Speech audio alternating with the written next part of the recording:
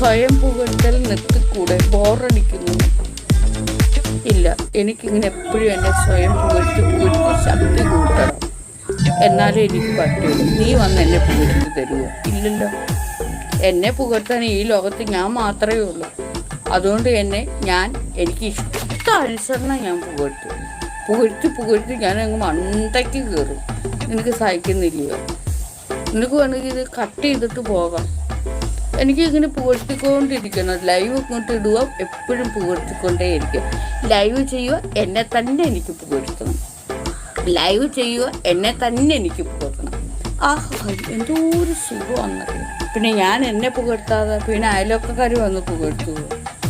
അവർ മൊത്തം കൊതിയെന്നാണേ പറയുള്ളൂ. അവരൊന്നും പുകഴ്ത്തത് പോലുമില്ല.